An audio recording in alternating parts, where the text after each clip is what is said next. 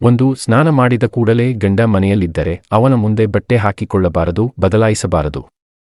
ಚೆನ್ನಾಗಿ ರೆಡಿಯಾಗಿ ಅವನ ಮುಂದೆ ಬರಬೇಕು. ಗಂಡ ಶಾರೀರಿಕ ಸಂಬಂಧ ವಿಷಯದಲ್ಲಿ ಕುತೂಹಲ ತೋರಿದರೆ ಪ್ರತಿ ಸಾರಿ ಇಲ್ಲ ಅನ್ನಬೇಡಿ. ಕೆಲವೊಮ್ಮೆ ಅವನ ಇಷ್ಟಕ್ಕಾಗಿ ಅವನ ಜೊತೆ ಭಾಗಿಯಾಗಿ, ಇದರಿಂದ ನಿಮ್ಮ ಬಾಂಧವ್ಯ ಇನ್ನೂ ಗಟ್ಟಿಯಾಗಬಹುದು. ಆದರೆ ಗಂಡ ಕೂಡ ಇದನ್ನು ಅರ್ಥಮಾಡಿಕೊಳ್ಳಬೇಕು.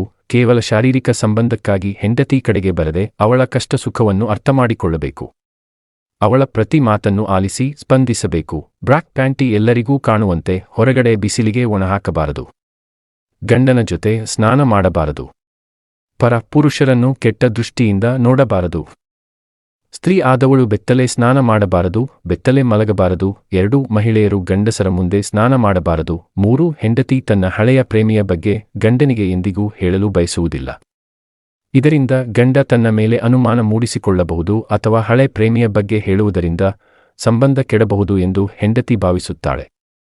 ಆದರೆ ಎಲ್ಲಾ ಸತ್ಯವನ್ನು ಮೊದಲೇ ಹೇಳಬೇಕು. 4, ಸಾಮಾನ್ಯವಾಗಿ ಅಡುಗೆ ಮನೆಯಲ್ಲಿ ಕೆಲವೊಂದು ದಂಪತಿಗಳು ರೊಮ್ಯಾನ್ಸ್ ಮಾಡುತ್ತಿರುತ್ತಾರೆ. ಆದರೆ ಹಾಗೆ ಮಾಡುವುದು ತಪ್ಪು. ಇದು ಅನ್ನಪೂರ್ಣೇಶ್ವರಿಗೆ ಅಪಮಾನ ಮಾಡಿದಂತೆ. ಅಡುಗೆ ಮನೆಯಲ್ಲಿ ಅಡುಗೆ ಮಾತ್ರ ಮಾಡಬೇಕೇ ಹೊರತು ಇತರ ಕೆಲಸಕ್ಕೆ ಮುಂದಾಗಬಾರದು. 5, ಗಂಡ ಮನೆಯಲ್ಲಿದ್ದಾಗ ಅವನ ಜೊತೆ ಹೊರಟಾಗಿ ಮಾತನಾಡುವುದು, ಬೇರೆಯವರ ಬಗ್ಗೆ ಚಾಡಿ ಹೇಳುವುದು ಅಥವಾ ಗಂಡನ ಜೊತೆ ಸುಮ್ಮನೆ ಜಗಳವಾಡುವುದು ಹೀಗೆಲ್ಲ ಮಾಡಬಾರದು. ಹೀಗೆ ಮಾಡಿದರೆ ಅವನ ಮನಸ್ಸಿನ ನೆಮ್ಮದಿ ಹಾಳಾಗುವುದು.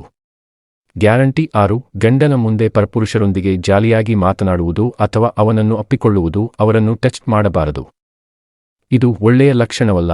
7, ಕುಂಕುಮ ಕತ್ತಲ್ಲಿ ತಾಳಿ ಹಾಕಿಕೊಳ್ಳದೆ ಗಂಡನ ಮುಂದೆ ಮೆರೆಯಬಾರದು. 8, ಹೆಂಡತಿ ಗಂಡನ ಸೇವೆ ಮಾಡಬೇಕು. ಗಂಡನ ಪ್ರತಿ ಮಾತನ್ನು ಆಲಿಸಬೇಕು. ಅವನ ಕಷ್ಟ ನಷ್ಟಗಳನ್ನು ತಿಳಿದುಕೊಂಡು ಪ್ರಾಮಾಣಿಕವಾಗಿ ಬದುಕಬೇಕು. 9, ನನ್ನ ಗಂಡ ಎಷ್ಟು ಸಂಪಾದಿಸುತ್ತಾನೆ ಅಷ್ಟು ಸಂಪಾದಿಸುತ್ತಾನೆ ಅಂತ ಅನ್ಯರ ಮುಂದೆ ಚರ್ಚಿಸಬಾರದು.